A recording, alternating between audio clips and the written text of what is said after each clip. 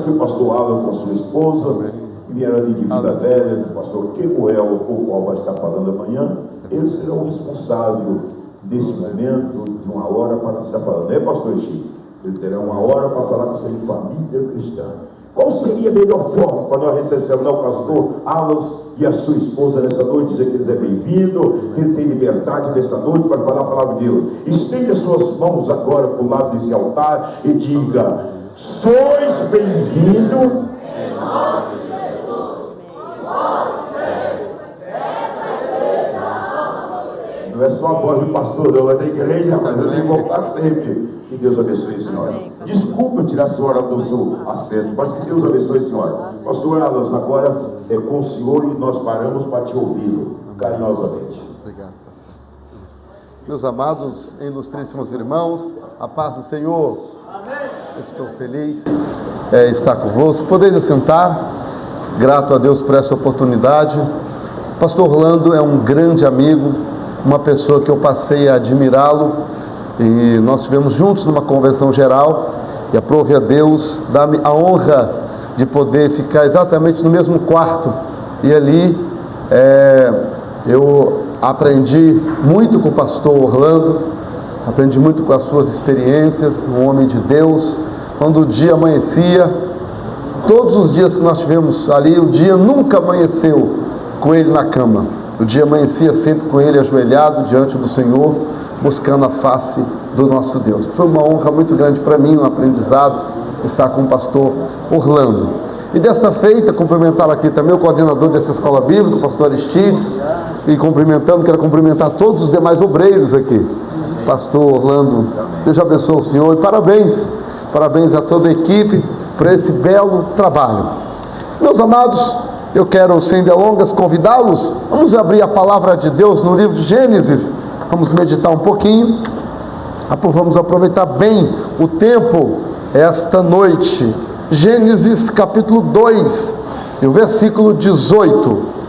Amém? Gênesis capítulo 2 e o versículo 18. Glória a Deus. Trago abraço do meu pastor presidente, estará convosco amanhã, o pastor Kemuel Sotero, e também trago saudações da congregação que dirijo lá naquele campo de trabalho também, os obreiros que reúnem ali conosco, e é um prazer estar convosco. Então, Gênesis, no capítulo 2 e versículo 18, está escrito assim, nosso tema é família, né? Então, disse o Senhor Deus: não é bom que o homem esteja só, far-lhe-ei uma adjuntora idônea para ele. Havendo, pois, o Senhor Deus formado da terra todo o animal do campo e ave dos céus, trouxe a Adão para este ver como lhe chamaria. E tudo que Adão chamou de toda a alma vivente, isto foi o seu nome. E Adão pôs nomes a todo gado e às aves dos céus e a todos os animais do campo e a todo animal do campo, mas para o homem não se achava adjuntora que estivesse como que diante dele. Então o Senhor Deus fez cair um sono profundo em Adão, e este adormeceu, e tornou uma das costelas, e encerrou a carne em seu lugar. E da costela que o Senhor Deus tomou do homem, formou uma mulher, e trouxe-a a Adão, e disse a Adão: esta é agora osso dos meus ossos, carne da minha carne. Esta será chamada varoa, porquanto do varão foi tomada. Portanto, deixará o varão seu pai e a sua mãe, e apegar-se à sua mulher, e serão ambos uma carne. E ambos estavam nus, homem e a sua mulher, e não se envergonhavam. Amém? Amém. Ainda, por gentileza, quero ler dois textos convosco. Efésios, capítulo 5, versículo 22. Efésios, capítulo 5, versículo 22. Irmãos, é tão salutar ministrar numa igreja que gosta de Bíblia, né? A gente ouve o barulho das Bíblias. A gente ouve os crentes pegando papel, caneta, tão bom, né? É uma maravilha. Efésios capítulo 5, versículo 22.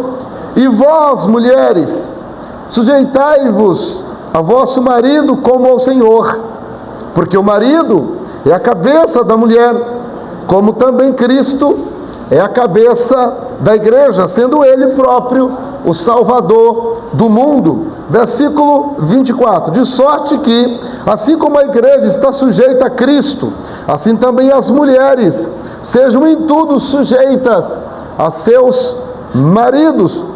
Vós, maridos, amai vossa mulher, como também Cristo amou a igreja, e assim mesmo se entregou por ela, para santificar, purificando-a com a lavagem da água pela palavra, para apresentar a si mesmo igreja gloriosa, sem mácula, nem ruga, nem coisa semelhante, mas irrepreensível. Assim, deve os maridos amar sua própria mulher, como seu próprio corpo.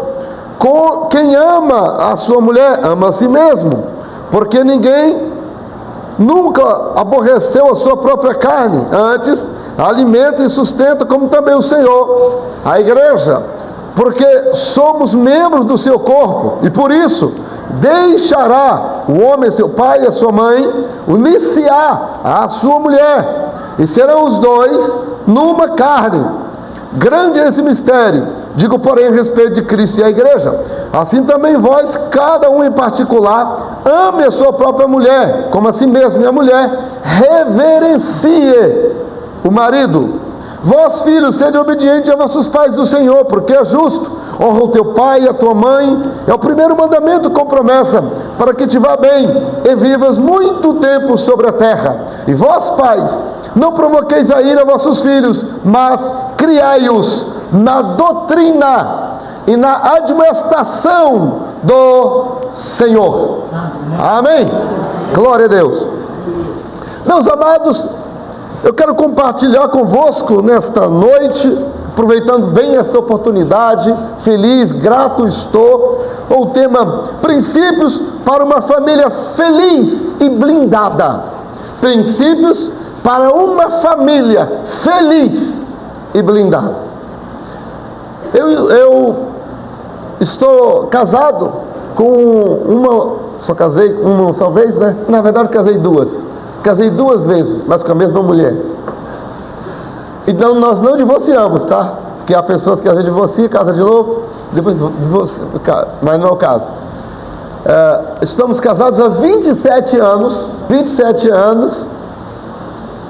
4 meses e 26 dias. Por que eu falei que nós casamos 2 vezes? É porque nós temos nacionalidade portuguesa. Fomos missionários em Portugal, e quando nós recebemos a certidão de nascimento portuguesa, a nacionalidade portuguesa, e aí vem como solteiro, porque o casamento só vale no país de origem. Quem já morou em outro lugar sabe muito bem disso. Casamento só vale no país de origem. Então, lá em Portugal saiu a nossa nacionalidade e nós saímos como solteiros. Não fico solteiro um dia com você. Aí fomos lá, demos a entrada e casei com ela de novo. E quando nós casamos lá em Portugal, nós tínhamos 18 anos já de casados aqui no Brasil. E foi uma experiência emocionante, que depois de 18 anos, ver no caso ali, a juíza de paz chegar para nós e dizer: senhor Wallace, é de sua livre e espontânea vontade unir-se nos laços do sagrado matrimônio com a senhora Sheilane Martins. Foi muito emocionante. E eu, mais que depressa, firme, alto e bom som, sim! E de fato, nós vivemos muito felizes. Se alguém vive tão feliz quanto nós, a gente até acredita. Agora, mais é impossível. Nós vivemos felizes. A Sheilane é a única mulher da minha vida. Nós casamos até que a morte nos separe. Temos um casal de filhos. Minha filha é missionária, estava na Rússia, por causa da guerra retornou, agora está na Argentina, uma jovem com 24 anos. E nós temos o João Vitor, não é, que tem 15 anos, que quando tinha 12, vocês estiveram orando por ele com certeza, e ele teve entubado, desenganado no hospital, com infecção generalizada, né? Mas o Senhor tirou daquele lugar, no vale da sombra da morte, mas o Senhor tirou daquele lugar, e ele está lá servindo ao Senhor, na mesa de som, é um jovem, está ocupado na casa do Senhor. Muito bem, então nós vivemos felizes e sentimos que nosso casamento está blindado pelo Senhor. Quantos aqui querem viver numa família blindada e feliz? Quantos querem? Amém. Então, eu estou, pastor Orlando, pastor Steve, falando para o público certo nesta noite. Todo mundo quer ter uma família blindada, né? Ontem, nosso culto lá na igreja, um companheiro estava lá ministrando de fora, Deus deu uma revelação a um pastor que estava visitando, e o filho falou: olha, pastor, Deus está me revelando, a gente sempre protege, né, os pastores, mas eu vou precisar de falar algo aqui, Deus está me revelando e eu vou precisar de falar. Ele falou: olha, Deus está livrando o seu filho mais uma vez, já é a terceira vez que ele tenta suicídio, e esta noite Deus está cortando esse laço contra o seu filho, e o nome do seu filho é fulano e tal. Falou, nunca tinha visto um homem, né? E ali foi algo assim muito forte, e o pastor chorou, recebeu, falou que era verdade, né? Que era verdade. Então, nós não queremos isso para a nossa família, queremos que a nossa família seja uma família blindada pelo poder de Deus. Amém? Muito bem, meus irmãos, eu li tanto em Gênesis como li também em Efésios. A carta aos Efésios é uma carta já no Novo Testamento, fala também sobre a família, além do próprio livro de Gênesis, né, que fala sobre isso. E Éfeso, ou a carta aos Efésios, essa carta é uma das cartas da prisão. É uma das cartas da prisão. As cartas da prisão são Efésios, Filipenses, Colossenses e Filemão. Embora Timóteo também é uma carta da prisão, mas na classificação de quem estuda aí, né, no curso teológico, na classificação, a carta de Timóteo ela está classificada como pastoral, cartas pastorais. Então, mesmo ela sendo escrita dentro de uma prisão, ela não é tida como carta da prisão, ela é tida como pastoral. Mas essas que não são pastorais são cartas para as igrejas de dentro da prisão. Cartas da prisão são essas: Filipenses, Colossenses, Filemão e Efésios. Éfeso era uma grande cidade, e Paulo, ele tinha iniciado as suas viagens, né, aproximadamente no ano 46 depois de Cristo, e ele vai até o ano 57, 11 anos em viagens missionárias. Desses 11 anos em viagens missionárias, 3 anos Paulo esteve em Éfeso. E na sua segunda viagem missionária, ele funda a igreja em Éfeso. Paulo funda a igreja em Éfeso, na sua segunda viagem missionária, com Áquila e Priscila. Ok, na terceira viagem missionária, em Atos 20, Paulo volta lá. Ele passa 2 anos na escola de Tirano, e ali ele treina obreiros para poder alcançar toda a Ásia. Que Paulo, ele não era só um pastor, Paulo também era um apóstolo, ele era um visionário, ele era aquele obreiro que não via a igreja só hoje, ele via amanhã, e ele treinava obreiros, e passou ali treinando obreiros. Ok? Muito bem. As principais prisões de Paulo foi Filipos, Cesareia e Roma, são as principais, ok? Olhando para a carta de Efésios, antes da gente entrar no tema família, propriamente disso, vocês estão na segunda, é bom, uma escola, né, bíblica de obreiros e membros, então a gente tem obreiros também. Se eu for direto para a aplicação, sem alguns detalhezinhos desses, quem é obreiro vai sair daqui vazio, porque ele já é versado na escritura, então é importante lembrar algumas coisinhas para os obreiros mais novos também aprenderem alguma coisinha. Ok, a carta de Paulo, escrita aos Efésios, ela, todos os capítulos, os 6 capítulos da carta, fala para a igreja. Você quer estudar a doutrina da igreja? Estude a fundo a carta aos Efésios. A carta aos Efésios, ela trata sobre a igreja, a ponto de, no capítulo 1, trata de a igreja eleita antes da fundação do mundo, e as suas riquezas nos lugares celestiais. Paulo, ele diz que Deus escolheu antes da fundação do mundo e nos fez assentar com Cristo. Nós estávamos nas trevas, nós estávamos sem salvação, mas Ele nos trouxe das trevas para a sua maravilhosa luz e colocou o nosso nome no livro da vida. Nós assentamos nos lugares celestiais em Cristo Jesus. Então o capítulo 1 trata sobre isso. O capítulo 2 fala sobre a nossa nova natureza em Cristo, que tanto é que o capítulo 2 já sai arrancando o pneu, falando assim: vos vivificou, estando vós mortos, vossos delitos e pecados. Já começa assim. E ele fala: pela graça sois salvos, isso não vem de vós, é dom de Deus, e ele vai ali destrinchando a nossa nova natureza em Cristo. Nossa nova natureza em Cristo Jesus. O capítulo 3 fala sobre a unidade produzida pela vida de oração. Você quer pregar sobre unidade de oração? É o capítulo 3 de Efésios. Então, a igreja e a sua unidade com a vida, ou através da vida de oração. Capítulo 4 fala sobre a sua estrutura ministerial com o objetivo de viver em unidade. Então, fala a estrutura da igreja, tanto é que no capítulo 4 fala: e ele mesmo deu uns para apóstolos, outro para pastores, evangelistas, doutor, querendo o aperfeiçoamento dos santos. Capítulo 4, uma só fé, um só batismo. Então, o capítulo 4 ele fala da estrutura. A igreja, olha, quem pensa que igreja, pastor, diácono, presbítero, essa estrutura de obreiros, quem pensa que isso é coisa de homem, está enganado. Isso é coisa do Espírito Santo. Não vou obedecer o pastor tem nada a ver com a minha vida. Você está enganado, meu filho, porque quem viu a necessidade de ter essa função, esse cargo, esse ofício, quem viu isso foi o próprio Deus.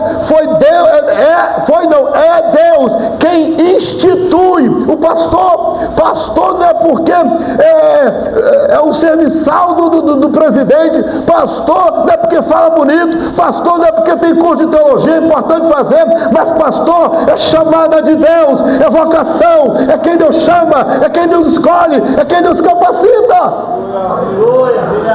Porque há pastores que até têm a carteirinha, mas não tem o cajado florescido, não tem a ferramenta do céu. E quem viu a necessidade de ter pastor, de ter evangelista, de ter o ensinador, quem viu essa necessidade foi Deus. E esses dons não são adquiridos em bancos escolares, são dons dados por graça de Deus, e é Deus quem dá. Aleluia! Aleluia! É Deus quem dá.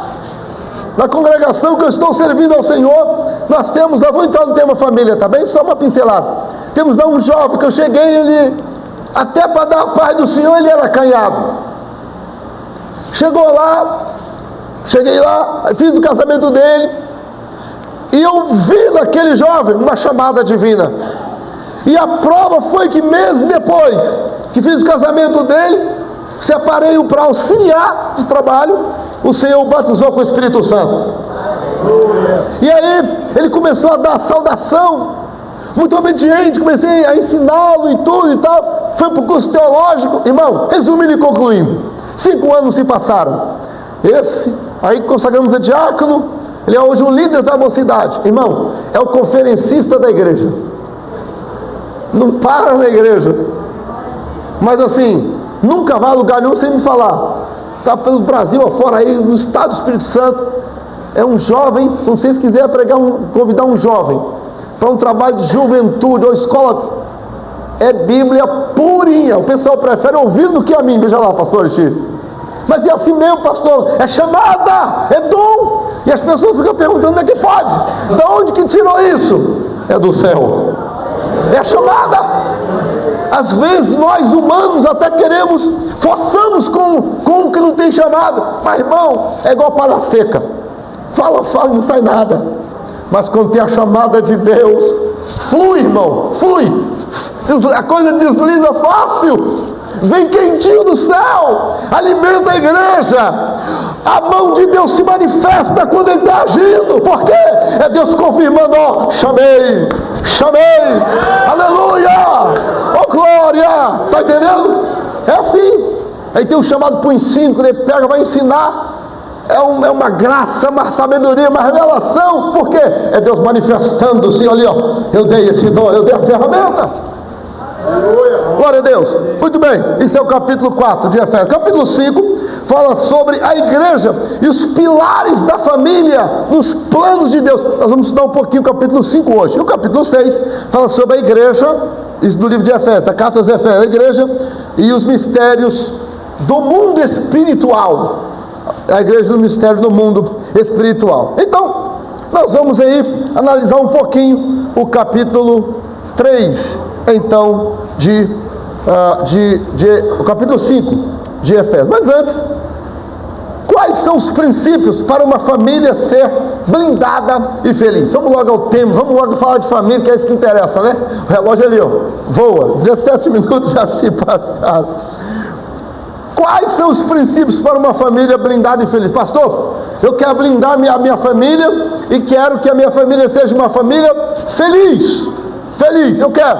O que eu tenho que fazer? Primeiro, entender a origem e a razão da existência da família. Entender a origem. Qual é a origem da família? E ela existe para quê? A razão de ser, para que ela existe? Bom, é aí que nós vamos para Gênesis, que nós tínhamos lido, capítulo 2. Gênesis,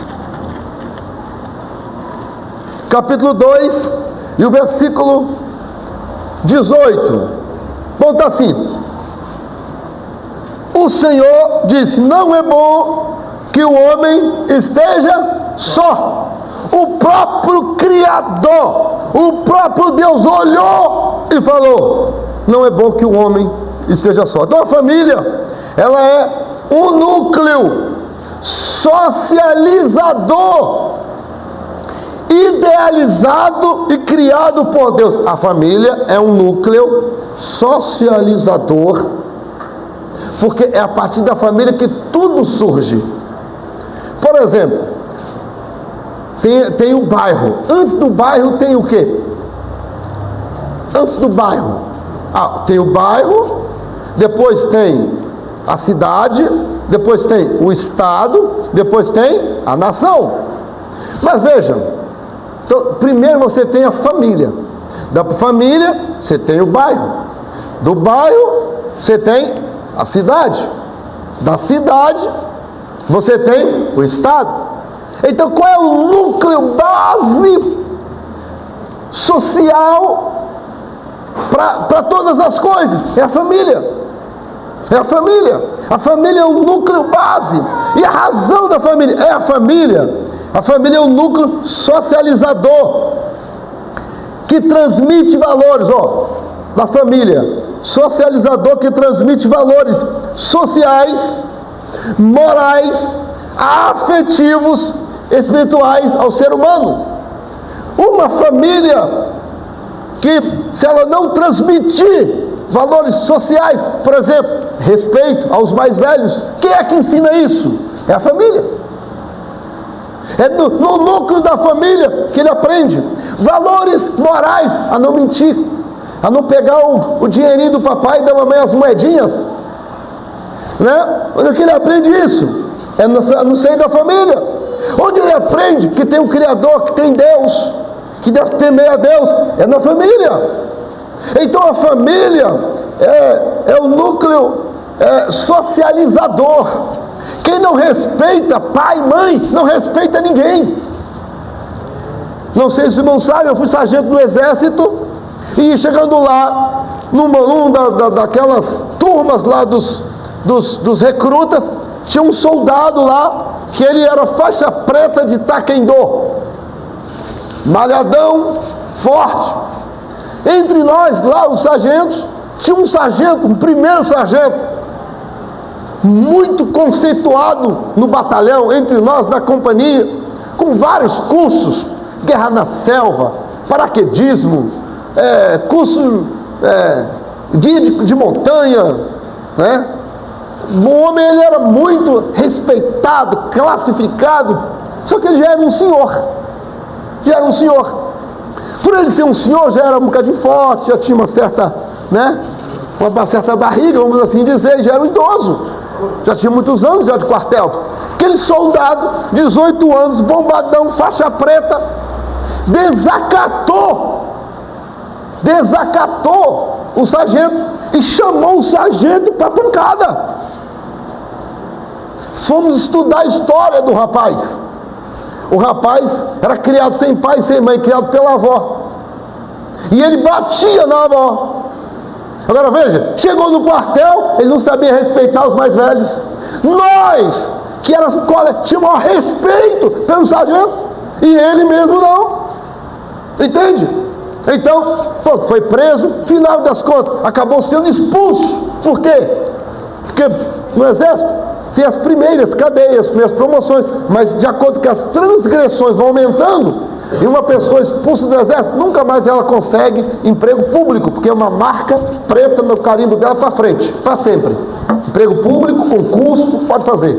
Expulso do exército brasileiro, sua farda é queimada, o corpo do exército vira-se as costas para a pessoa, enquanto a farda dele é queimada publicamente, e ele sai na viatura preso, e com a tropa descosta para ele, quer dizer, ele é digno daquela corporação. Mas por que isso? Porque com o rapaz de 18 anos passou por uma situação dessa, porque a família, ela é o núcleo socializador. Na família a pessoa tanto adoece quanto também recebe cura.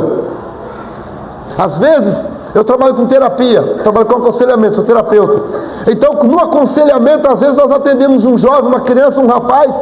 Então às vezes as pessoas pensam, tem que ajudar esse rapaz, e de cara a gente já diagnostica que quem tem que passar pelo tratamento não é nem ele, e sim a família. Porque a família, ela é doente, e ela está adoecendo aquele novo membro daquela família. Então é na família que a pessoa, ali na família, ela vai receber as suas instruções, né, no centro da família. Muito bem, a família é tão importante que ela vem antes da igreja. Antes da igreja é a família. Depois, como é que a família funciona? É aqui que a gente vai entrar. Como é que ela funciona? Família não funciona isolada, ou isoladamente, trancado num quarto, sem tempo, sem diálogo. Não funciona assim. Gênesis, o idealizador da família, quem foi? Deus. Deus que inventou, criou a família. E Deus olhando fala, não é bom que o homem esteja só. Então esse negócio do filhinho ficar trancado dentro do quarto, ficar falando que a sua privacidade, que não sei o que, isso, irmão, não pode ser. Por quê? A família, os seres humanos, os integrantes da família não podem viver isolados. O próprio Deus disse, não é bom que o homem esteja só. Não é bom. O próprio Deus disse, não é para ficar isolado. Siga a letra B. A família não possui partes com animal. Animal você pode ter, você pode cuidar do animalzinho, mas não existe avô pet. Uma vez me perguntaram, você é avô pet? Não sou avô pet não. E nem tem pai pet, nem mãe pet. A irmã e o irmão o irmão não é cão, e nem a irmã não é cadela. Então não existe isso. Você pode tratar o animalzinho, ter o animalzinho, cuidar dele direitinho, mas não pode assemelhá-lo à imagem e semelhança de Deus. Pastor, mostra isso na Bíblia. Você está com a Bíblia aberta, Gênesis capítulo 2. Dá uma olhadinha no versículo 20. Adão pôs os nomes em todo gado, e as aves do céu, e todo animal do campo. Aí, ponto e vírgula, aí está lá, né? Versículo 20. Mas para o homem não se achava adjuntora que tivesse como que diante dele. Olha, para formar uma família com o homem, Deus olhou os animais, olhou, tudo estava completo. Mas para formar uma família com o homem, não tinha ninguém. Então o animal não é parte da família. O animal é o animal. Pode ser o mascote, né? A gente entende que se a pessoa gosta do animal, deve cuidar bem do animalzinho. Não tem problema em relação a isso. Agora, é um conselho que eu deixo para os irmãos: não coloque nome de ser humano no animalzinho. Imagine, coloca o nome no cachorrinho de Marcelo. Aí o meu vizinho muda para lá, Marcelo, o homem vai me dar um tapa na orelha. Eu vou arrumar confusão com os vizinhos, não é verdade? Então, irmão, eu estou falando eu sou terapeuta, eu lido com aconselhamento no gabinete que eu encontro de problemas, de pessoas que colocam nome de gente em animal. Vocês não calculam os problemas que isso acontece. E você que é servo de Deus, você tem que ter liberdade com os seus vizinhos para pregar de Jesus para ele. Você é sal da terra, você é a luz do mundo, você é diferenciado. O que nos guia é a palavra. Amém? É isso. Muito bem. Família é parte um do outro. Olha o versículo 21. Versículo 21. Então o Senhor fez cair um sono pesado sobre Adão. E este adormeceu, e tomou uma das suas costelas, e cerrou o carne em seu lugar, e da costela que o Senhor tomou de Adão, formou a sua mulher, e trouxe Adão. E Adão disse: esta é agora osso dos meus ossos, carne da minha carne, e será chamada varoa. Veja, carne da minha carne. Então a família é um unido no outro. Eu fico pensando, recentemente, uma família, nós estamos ajudando essa família, né? Onde eles estão com um problema seríssimo sobre a divisão dos bens, herança. A mamãe ainda está viva, e uma das filhas dessa senhora está querendo tomar os bens da mãe com ela ainda em vida. Olha só que coisa terrível. Não é? Mas família não é isso. Família é unida uma na outra, é carne da carne, é sangue do sangue. No seu irmão, na sua mãe, no seu pai, é o seu sangue que corre ali dentro. É família. Família é unido, não é? Isso é a família nos planos de Deus. Agora veja, a família, ela não funciona isolada, ela não tem parte com o animal, e a família funciona unida nos planos de Deus. Mas o quê? Para a família funcionar, existe um deixar. E tanto eu li, tanto aqui em Gênesis, olha, versículo 24: portanto, deixará o varão. Isso em Gênesis. Agora veja em Efésios, capítulo 5 e versículo 31. Por isso deixará o homem seu pai e a sua mãe, e unir-se-á a sua mulher. Veja, deixar e unir são dois verbos para que a família funcione bem. E aqui é um deixar. Primeiro, deixar geográfico. Tem gente que vai casar, constituir a família, porque veja aqui em Gênesis, nós olhamos Deus celebrando o primeiro casamento. Deus celebrou. É verdade que tem pessoas que estão pensando que a união estável é casamento. União estável não é casamento, não. Um dia, uma pessoa chegou lá na igreja para se fazer membro da igreja. E eu perguntei, eu sempre faço uma entrevista com a pessoa antes dela ser membro da igreja. E eu cheguei e perguntei: meu filho, você quer fazer membro? Vocês são casados? Somos. Aí eu falei: mas casado mesmo? No papel? E ele disse: sim, no papel. E aí eu fiz a terceira pergunta: casado no papel ou união estável? Aí, pastor, união estável. Se eu não insisto, ia receber como membro. E eu perguntei: por que eu lembrei de perguntar? Porque uma vez, já numa outra ocasião, alguém chegou com uma certidão de união estável e me apresentou e falou: pastor, ora pelo nosso casamento. Eu peguei assim a certidão, comecei a ler, e eu vi escrito assim na certidão de união estável: isto não vale como casamento. Escrito na certidão de união estável. Para quê? que existe a união estável. Qual foi o objetivo que o governo criou isso? União estável. Não é casamento, tá? Criou para apenas e exclusivamente para divisão de bens. Jovens saem do interior e vão para as metrópoles estudar, alugam um apartamento, alugam uma kitnet. Aí começa a namorar com a menina que está com outra kitnet também.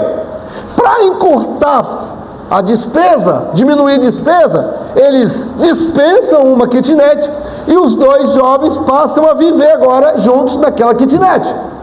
E ali eles compram a televisão juntos, e ali eles compram um som, a cama, sofá, tá? Até compram até um carro para ir para a faculdade juntos. E depois termina o curso e tal, acaba separando. Mas eles compraram as coisas, e agora? Não, você que quer sair do apartamento, agora você que sai com a mão na frente e outra atrás. Aí está o problema causado. Para evitar esses problemas, foram muitos. Para evitar isso, que os problemas chegam diante dos juízes. Então o que o magistrado, o que eles pensaram? Então foi criado para resolver esse problema de divisão de bens. União estável, mora junto mais de um ano, união estável, separou, tem que, tudo que foi adquirido enquanto estavam juntos, tem que ser dividido. Acabou, o juiz vai lá e pum, dá a sentença. Agora, isso é uma coisa, casamento é muito mais profundo, é muito maior. Tanto é que a pessoa, quando a pessoa que vive em união estável, você pergunta para ela, qual o seu estado civil? Ela fala, solteira. A união estável não muda o estado civil. O casamento muda. O casamento torna a pessoa uma sua carne. O casamento é a união legalizada por Deus. Quando a pessoa está casada, tem uma bênção de Deus por causa do casamento. Foi Ele quem criou o casamento, a família. E aí, por isso a Bíblia fala assim, deixará o homem, princípio, deixará o homem, seu pai e a sua mãe, e apegar-se à sua mulher. E aí, é um deixar geográfico. Ele é igual do rapaz, sai agora, casa, mas é um deixar geográfico, é um deixar financeiro, é um deixar emocional. Rapaz, sai, e agora, vence o talão de luz. Mãe, a minha luz venceu, não tem dinheiro para pagar, só para pagar para mim? Mãe, eu preciso fazer compra, só pode pagar metade da minha compra? Ô rapaz, você casou ou o quê? Você é macho ou é o quê? Entende? E outra coisa, nenhuma mulher sente segurança num homem que casa e fica toda hora, mamãezinha, papaizinho. Nenhuma mulher sente segurança num cabra desse. É verdade. A mulher, quando ela casa, ela quer sentir segurança no homem que está do seu lado. É para trocar a lâmpada, é para carregar a botija. Chegou no dia, então venceu o aluguel, o marido está aqui, amor, paga lá. E ela fala assim, esse é meu marido. Toda boba. Por quê? Casou com um macho, casou com um homem, casou com alguém de valor. Que princípios são esses? Colocados por Deus. Isso é honra. É honra. Por quê? Porque Deus faz isso. Entendeu? Então, é um deixar geográfico, é um deixar emocional. Há pessoas que casam, como o pastor está falando aqui atrás, aqui não tem ninguém assim não. Ô glória, é tão bom, né, ouvir isso. Mas veja, a pessoa que às vezes casa, chega lá e fala assim, comida gostosa é da minha mãe, falando para a esposa. Eu recentemente aconselhei um casal, ele já tem 10 anos de casado, 10 anos, só que eles estavam a ponto de separar, eu e a minha esposa. E qual era o motivo da briga? É que dia de domingo, o único dia de folga dele, ele ia para a casa da mãe. A mulher preparava um banquete, quando ele voltava, esperando, chegava quase 2 horas da tarde, ela esperando para comer com ele, e ele fala, já almocei na casa da mamãe. Olha o sermão das irmãs, como é que é assim? É isso mesmo, é um chute na canela, meu Deus do céu.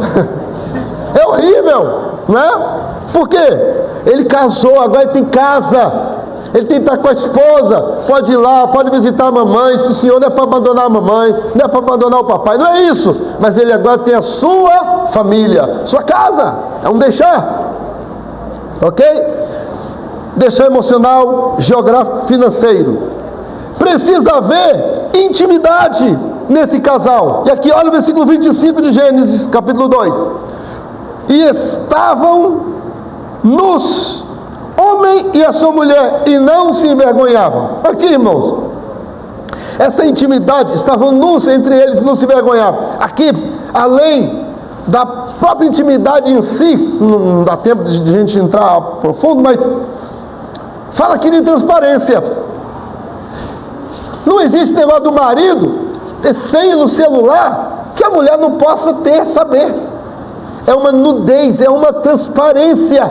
Tudo é luz diante do esposo e da esposa. Não tem nada escondido que a esposa não pode saber. O melhor amigo da esposa é o seu marido. A melhor amiga, na verdade, a única amiga que um homem deve ter é a sua mulher. As outras são colegas, são conhecidas. Amiga íntima de contar as coisas. Quem já leu aquele livro Pastores em Perigos, fala que quando um homem começa a contar coisa íntima para uma mulher, ele está em perigo. Entendeu? Porque não existe isso. Compartilhar coisa íntima sua com pessoa do sexo oposto. Seu melhor amigo é intimidade. Aqui, ó, estavam nus. A conta. Tem gente que o marido, ele tem a senha da conta, a mulher não sabe nem quanto tem lá. E o marido também não. Ou às vezes a mulher, tem esposo que não sabe quanto que a sua esposa ganha. Não sabe não. Não há transparência. E aí um não pode olhar o celular do outro. Não é esse princípio. Para que a família seja blindada, não pode haver mistérios entre os dois. É transparente, é tudo nu, entende? Homem e mulher é uma só carne, ok? Muito bem. A família, isso é como a família funciona. Ela funciona sem segredo, ela funciona com intimidade, ela funciona com deixar geográfico, emocional, financeiro. Ela funciona unida, ela não funciona contando com o animal, ela funciona contando com o ser humano. Tem diálogo, tem conversa, e a graça de Deus nessa família, ok? Agora, a família é responsável por quê? É responsável por quê? Primeiro, formar o caráter. O caráter e a personalidade são dados pela família. São dados pela família. Agora veja bem, é na família que a pessoa recebe a personalidade. É na família que ela recebe o caráter. O caráter então, o caráter é formado até os 7 anos. Com 3 anos e meio, metade do caráter do seu filho está formado. Com 7 anos, está totalmente formado. Se o teu filho, com 7 anos, ou o teu neto, com 7 anos, se ele aprendeu a mentir, vai ser um mentiroso a vida inteira. Mau caráter, mentiroso. Tem que corrigir até os 7 anos. Depois, na adolescência, volta a ser trabalhável. Aí aquilo que não deu para moldar direito, na adolescência, molda-se. Depois, fecha e aí já era. É a vida inteira aquela pessoa. Mas qual é o ambiente que forma o caráter? É do lar. É no lar que se aprende a respeitar. É no lar que se aprende a pedir bênção. É no lar que se aprende a chamar de senhor. Se você chamar minha filha, se você for uma pessoa casado, eu pago um lanche para você na hora, se ela responder, chamar você de você. Se você for casado, ela vai te chamar de senhor. Meu filho, mesma coisa. E se tiver uma idade, mesmo sem ser casado, tem acima de 30 anos, ela vai olhar e vai falar: senhor, o senhor me chamou? O nosso líder da mocidade lá, briga com ela e fala para ela chamar de você. Ela não chama, senhor, é o senhor. Mas como é que é isso? Isso é educação. Esses dias, uma criança, ele deve ter uns 5 anos, ele chegou: Wallace, não sei o que, não sei o que. Como é que é, meu filho? E ele pegou e continuou falando. Eu queria que ele repetisse: Wallace. Por quê? Imagina, uma criança de 5 anos. Eu falo, meu filho, não é o Wallace, é pastor Wallace. E também não me chama de você, é de senhor. Na frente do pai e da mãe, eu ia falar isso com ele. Minha filha, ensina o seu filho a respeitar o pastor. Eu ia falar com ela na tampa, mas ele não respondeu. Mas está guardadinha a carta para ensiná-la. A gente tem que ensinar as pessoas a respeitar os outros. E é isso. A igreja, ela é uma grande família. E o pastor é como um pai. Se você não tem o pastor como pai, meu filho, aprenda. Tem o pastor como um pai. Na nossa igreja, para você ter ideia, uma irmã, ela 65 anos de idade, viúva, aí ela queria casar, pai e a mãe não é mais vivo. Eu falei para ela, traz o moço aqui, para conversar comigo. E fala para ele que ele tem que pedir o pastor. Ó, como eu não tenho pai, o meu pai é o pastor. Pode falar para ele. Fala, o meu pai é o pastor. E ele falou que para casar comigo tem que pedir ele. Aí pode falar com ele. Eu achei que ela não ia falar não. Mas ela foi, ela trouxe o rapaz. O senhor, né? Aí ela trouxe o senhor e o senhor foi, ó. E eu botei no gabinete, conversei com eles e perguntei a ele, olha, quero saber quais são as intenções do senhor com essa moça. Falei, desse jeito. E ele sentou assim, não, eu estou querendo casar. Falei, ainda bem, porque ela aqui é líder disso, é líder daquilo, é uma pessoa amada, nós protegemos essa moça, e tal, e se o senhor não der conta, né, de cuidar dela, sustentá-la, né, levar no médico, a gente tem que levar no médico, meu filho, que aqui é da nossa família. Ele, não, pastor, pode ficar descansado, tudo bem. Casado, tão feliz, tão certo. Tá tudo. Aí, agora a outra, falei a mesma coisa com a outra, só que essa é mais nova um pouco. Falei, minha filha, traz o rapaz aqui. E aí, porque, irmão, eu me sinto pai mesmo, na igreja, tá? Pai de todo mundo, pode ter 80 anos. Na igreja é meu filho, espiritualmente, vou dar conta diante de Deus. Eu cuido dele, da alma, entende? Se precisar levar no médico, eu levo. Se precisar dar banho, eu dou banho. Entendeu? Se for homem, tá? É assim mesmo, eu sou como pai mesmo, é desse jeito que eu me vejo. E tenho certeza que o pastor Orlando é muito mais ainda, né? Agora veja, aí veio a outra, eu peguei e falei, traz o rapaz aqui. Aí ela levou.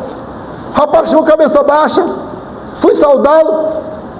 Pai do Senhor, meu filho, ele, cabeça baixa, Pai do Senhor entre os dentes, não olhava para mim, sentou lá dentro do gabinete, todo assim, cabeça baixa, pelos cantos, senta aqui na frente. Sentou, cabeça baixa o tempo todo, não falava direito, só entre os dentes e tal. Terminou ali, eu chamei ela à parte, falei, ó, minha filha, não se envolva intimamente com esse rapaz. Cuidado, falei com ele. Eu não conheço esse rapaz, estou conhecendo agora. Mas alguma coisa não está batendo aí, essa história que ele está contando. Eu perguntei, quais são as suas intenções? Eu estou mudando para cá. Você não quer casar, não? Aí, enrolou lá, não respondeu, não. Eu falei, ó, a senhora cuidado. Tá bom. A senhora cuidado, a senhora preserva, a senhora toma cuidado. Falei com ele, com a irmã. Passou 2 meses, eu percebi que, cadê a irmã? O lugarzinho dela ficava vaguinho. Veio o domingo, olhei o lugar dela, vago. Semana, culto de doutrina, culto da semana, culto de avivamento, o lugarzinho dela, ela nunca faltava. Próximo domingo, o lugarzinho dela vago. Meu Deus, o que está acontecendo com a nossa irmã? Aí, depois de 1 mês, apareceu ela. Oi, irmã, cadê você? Papapá, se sua falta. Liguei para ela, não respondia, apareceu. Cadê o homem, irmã? Está lá em casa. Está na sua casa? Tá. Está no lugar. Pastor, você sabe. E a senhora se envolveu com ele? Pastor, a cara é fraca, né? Desse jeito.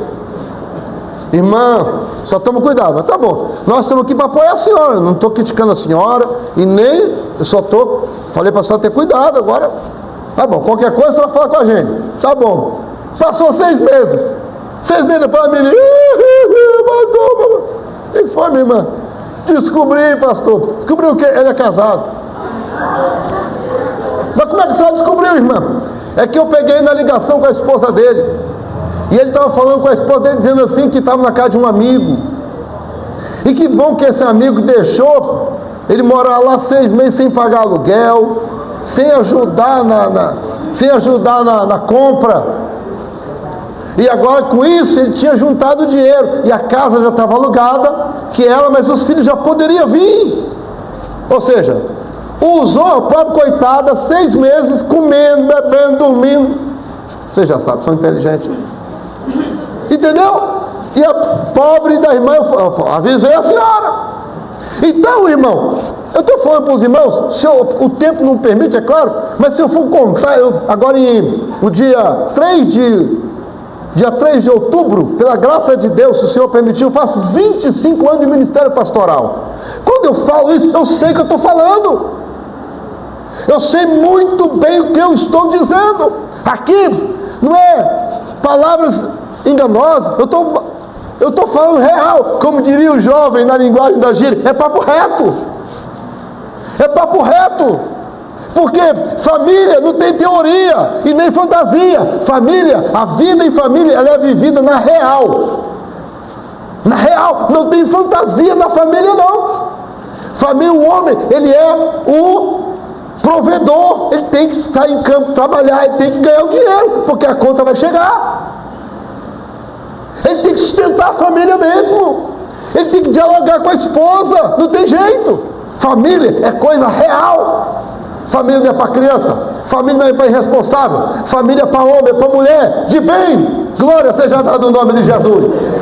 Deus é o Deus da família, e a família é um sucesso nos princípios que Deus colocou. Amém? Muito bem, então a família é para formar o caráter, a família ela dá amadurecimento, a família é responsável por afeto. Você já viu pessoas que sofrem de baixa autoestima? Se você conversar com os meus filhos, você vai ver como que eles têm a autoestima elevada. Eles se acham o máximo, eles se acham inteligentes, eles se acham, sabe? O meu filho chega a ser um grude, ele é tão amoroso. As crianças, eu tenho que brigar com ele. João Vitor, eu falo com ele, filho, deixa as crianças, irmão, falta pouco, carrega ele no colo. Termina o culto, você olha assim, as crianças estão tudo em volta dele. Por quê? Ele é muito amoroso. Mas desde que nasceu, nós sempre abraçamos nossos filhos, o beijamos e dizemos: filho, eu te amo. Filho, você é inteligente. Filho, você é bonito, você é lindo. Uau! Tem pai que nunca falou para o filho que o ama. Filho, olha bem dele e fala: eu te amo. Abraça-o, aperta, dá um beijo na cabeça dele. Entende? Isso é importante, isso cura emocionalmente. A filha arrumou, olha para ela e fala: uau, filha, arrasou, hein, com esse cabelo, tá lindo. E essa sandália, linda. Elogie o seu filho, elogie a sua filha, a sua esposa. Elogie. Afeto, a família é o núcleo do afeto. Em casa nós temos que estar protegidos. Lá fora o povo nos critica, mas em casa você está amparado, em casa você recebe amor, você recebe abraço, em casa você é compreendido, em casa você é apoiado. Quem pode dar um glória aí? A família é para isso. Agora veja, a autoridade dos pais é de fundamental importância para que a família ame a Deus. Ame a Deus. E também te respeite. Olha, quando um pai, o filho acorda de madrugada para ir no banheiro, ele vê o pai dele ajoelhado, orando, buscando a face do Senhor. Domingo de manhã, a mãe fala: amor, o café está na mesa. Amor, hoje não vou não. Aí o filho pergunta: mãe, por que o pai não vai tomar café hoje? Filho, fala para ninguém não, ele está jejuando. Aí o filho começa a crescer, o quê? Meu pai é de oração, meu pai é homem do jejum, meu pai é homem da palavra, sabe? Cobrador nunca bate na porta: meu amor, cuide dessa conta. Ele ouve, ele aprende, olha, as contas têm que ser pagas em dia. Então o filho aprende. E quando? Porque, irmãos, nós somos pais, mas nós somos humanos, nós também erramos. Um dia eu falei áspero com a minha filha. Minha filha tinha 7 anos de idade, estava na missão lá em Portugal e estávamos ensaiando.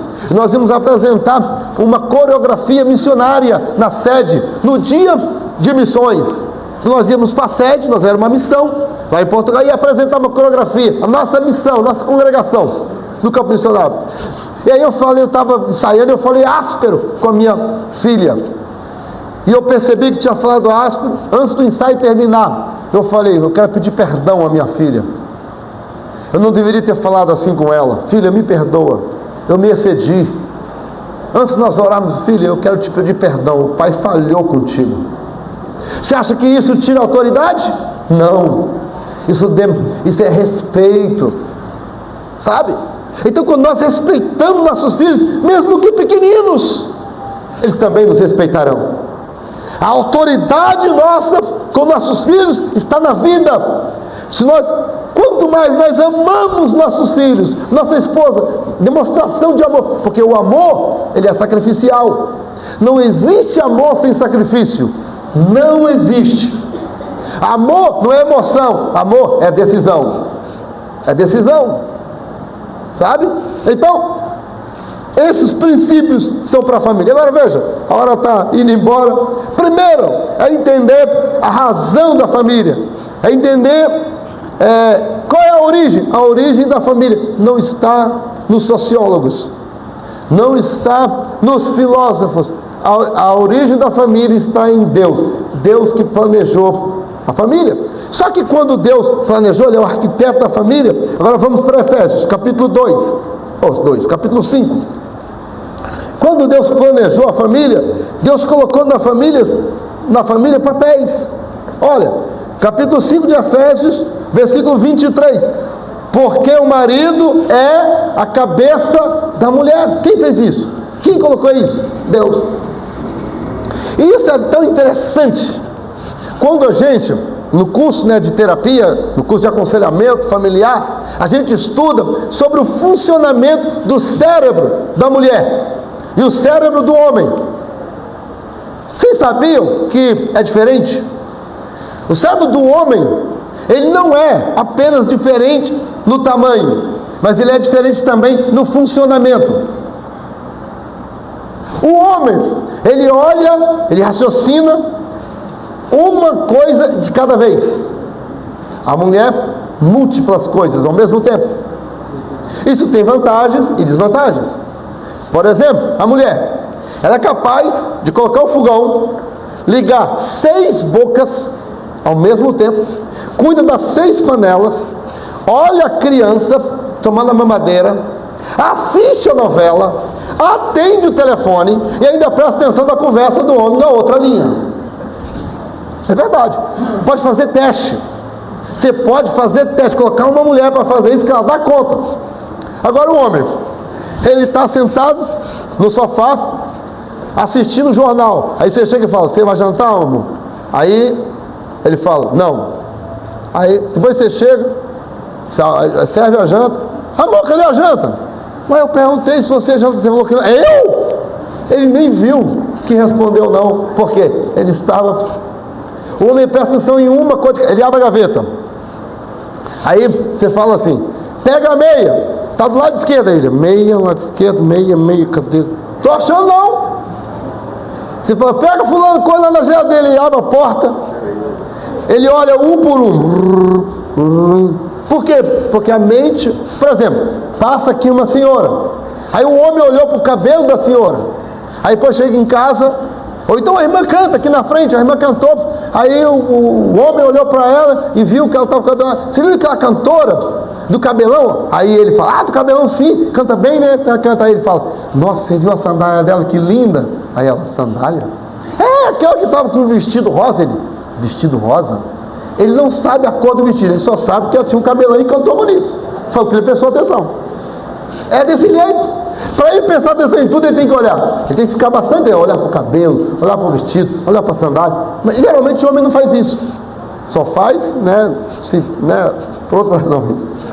Mas assim, geralmente não. Quando ele olha assim, ele presta atenção em uma coisa de cada vez. Isso é provado. Agora veja, com isso, pastor, o que isso tem a ver com papel? Porque o homem ele precisa tomar decisão. Ele precisa ser mais rápido. Então, como o homem ele pensa em uma coisa de cada vez, já viu quando tem acidente de carro? O carro dá uma freada brusca, a mulher ela grita, ai, pum, bate o carro. Se é um homem, ele desvia, pisa no freio, ele faz capota, faz qualquer coisa. Por quê? Porque ele pensa num sentido, então ele pensa mais rápido no sentido de tomar decisão, né? Pastor, existe exceção. Sim, eu sei, mas quando nós estamos falando de dados científicos, né, nós estamos falando de testes, aí é a maioria, né? É a maioria. Não estou falando de casos isolados, não, tá bom? Então, papéis. O homem aqui, Deus colocou o homem como cabeça. Por quê?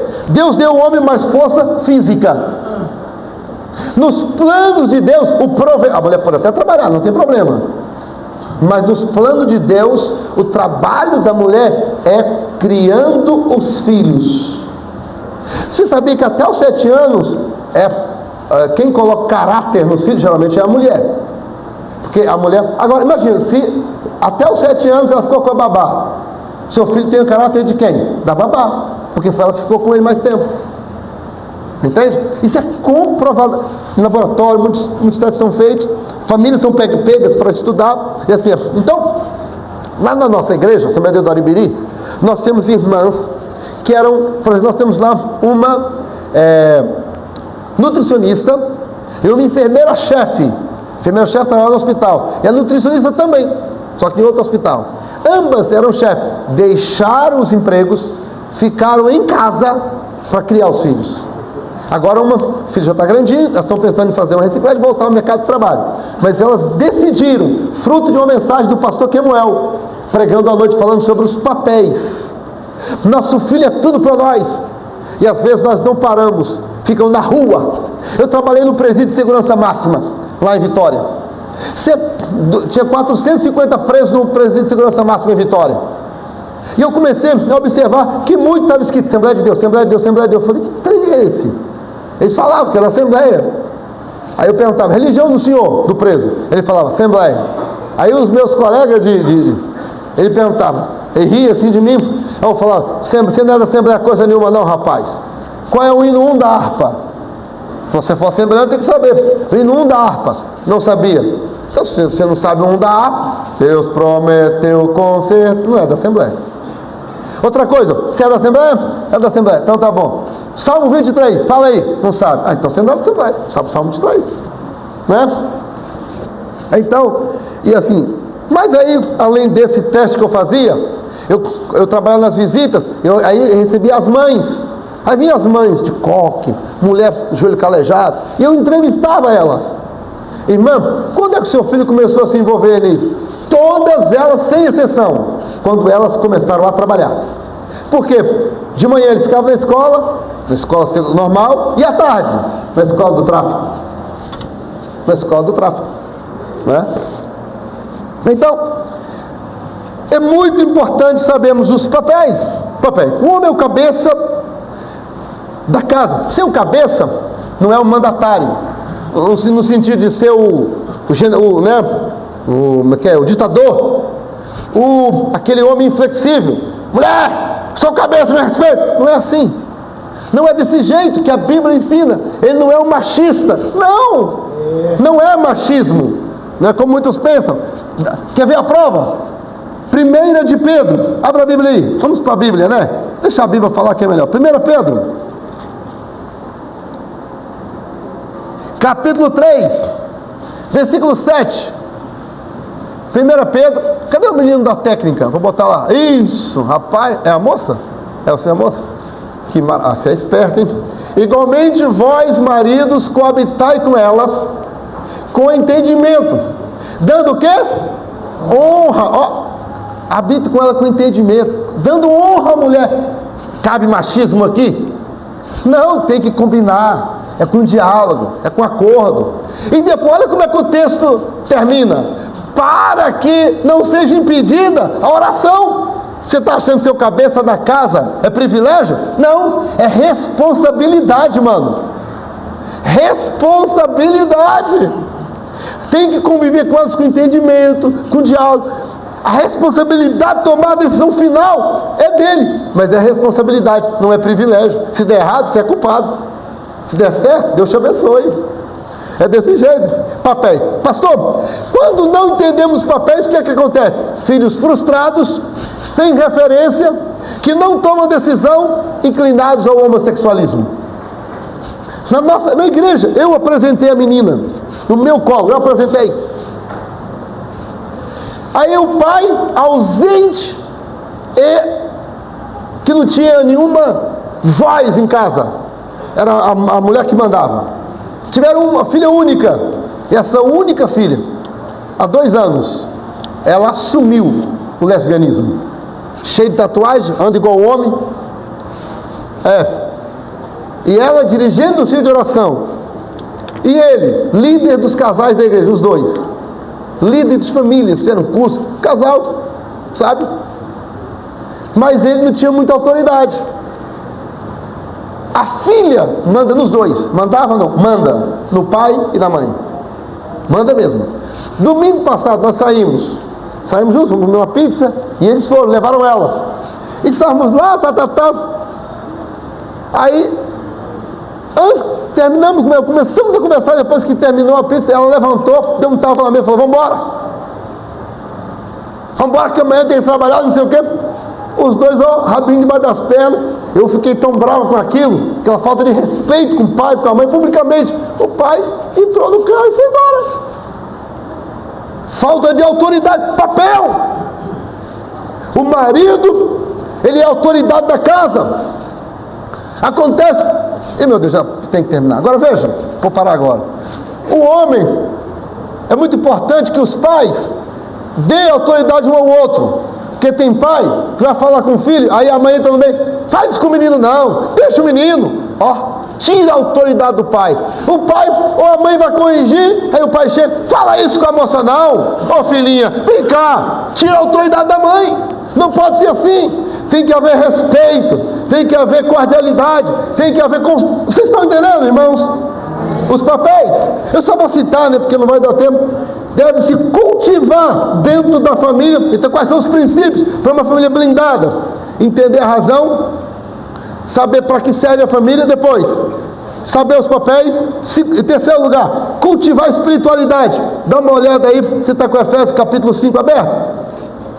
Efésios 5, versículo 24. De sorte que assim como Cristo, assim como a igreja está sujeita a Cristo, também as mulheres estão sujeitas aos seus maridos. Agora olha o versículo 26. Para santificar, purificando com a lavagem da palavra, para apresentar a si mesmo igreja gloriosa, sem mácula, sem ruga. O que é isso? Quando fala igreja, quando fala santificar, está falando do caráter espiritual do casamento, do culto doméstico, do homem que ora junto com a família, entende? Deve cultivar na família o romantismo. Olha o versículo 25.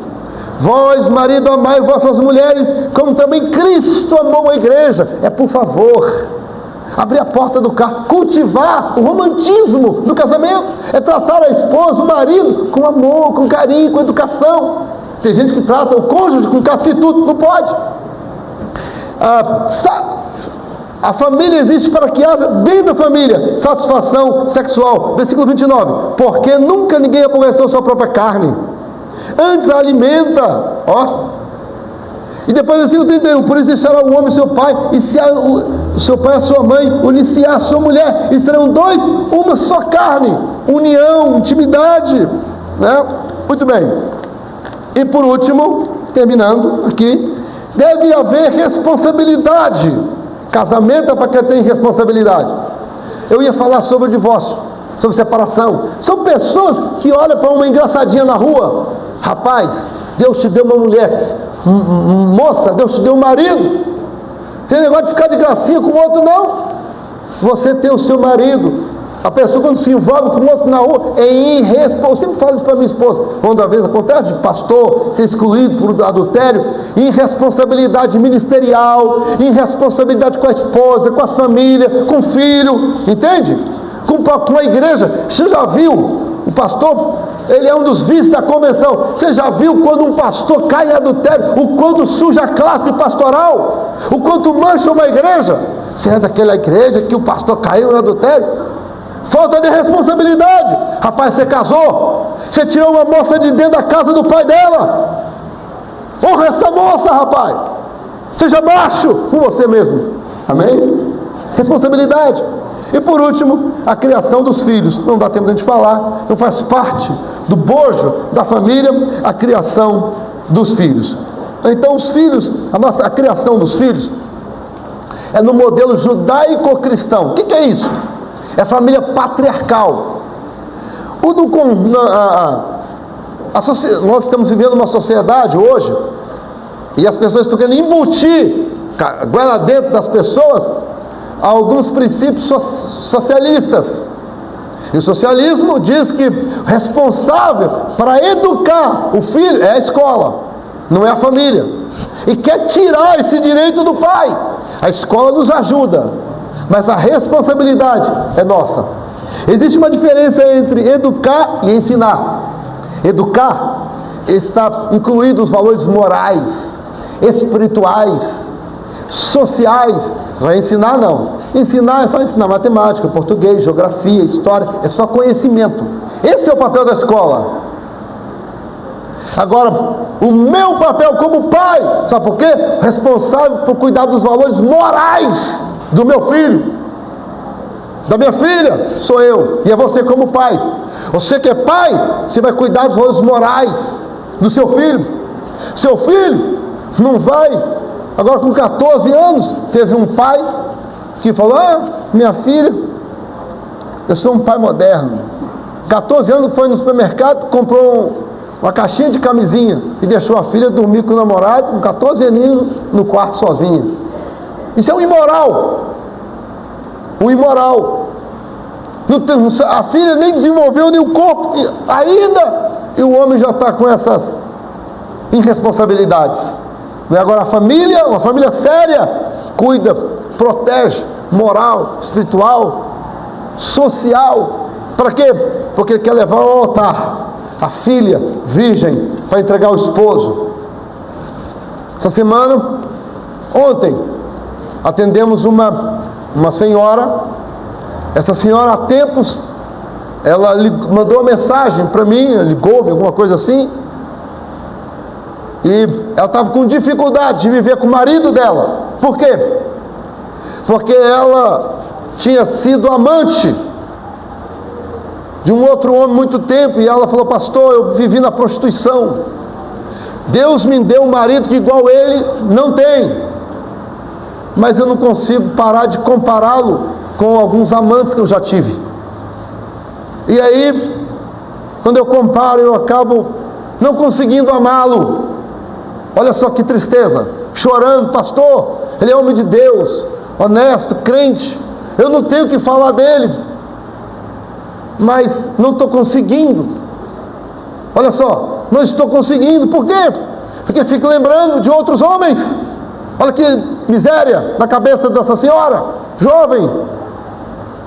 Mas quem vai ao altar não tem experiência para comparar. Os dois a experiência que eles têm são juntos, são unidos, são virgens, porque eles sabem, aprenderam juntos.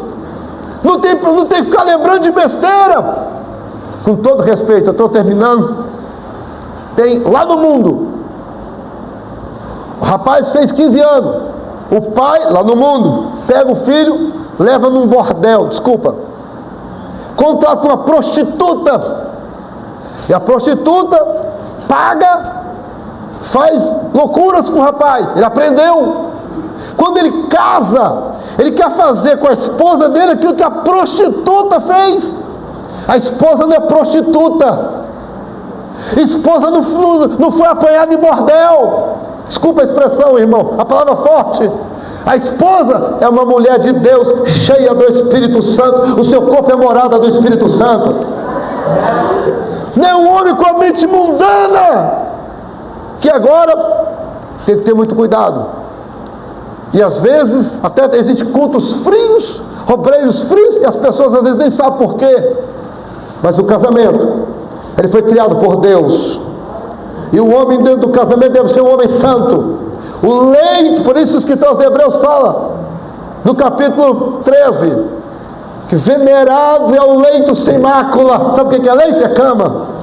O que macula um leito de um homem casado com a mulher? Que Deus nos guarde, que Deus abençoe, fale mais e melhor em cada coração. Família, um projeto de Deus. Espero que Deus tenha falado ao seu coração. Eu quero te convidar, com a permissão do pastor, eu quero fazer uma oração contigo. Vamos ficar de pé, por favor. Agradecer pela oportunidade. Desculpa ter passado alguns minutinhos. Pastor Aristides, Deus abençoe o senhor, com a equipe, a organização, pastor Orlando, meu amigo, por confiar nessa oportunidade. E quando nós pegamos aqui o microfone, é com muito respeito ao pastor da igreja, que ele nos confia o púlpito, mas acima de tudo, nós também temos um compromisso com o Senhor. Nós estamos aqui nesta noite como profeta da palavra de Deus. Estou falando com muito respeito aos senhores e senhoras, as moças, os rapazes. Está ali a minha esposa. Eu quero orar nesta noite. Se alguém, porventura, eu estou sentindo Deus aqui, tá?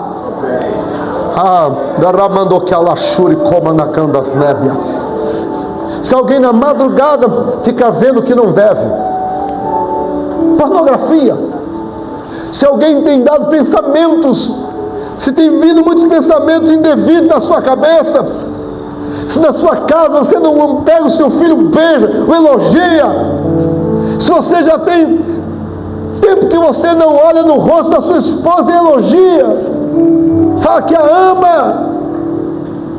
Quer ver uma coisa? Você sabia que muitos casais não conhecem o cônjuge? Quer ver? Eu vou encerrar. Ó, fechei tudo. Vou fazer algumas perguntas para saber se você conhece o seu cônjuge. Qual é o número do sapato do seu cônjuge? Segundo, qual é o prato preferido? Terceiro, quais são os 4 melhores amigos?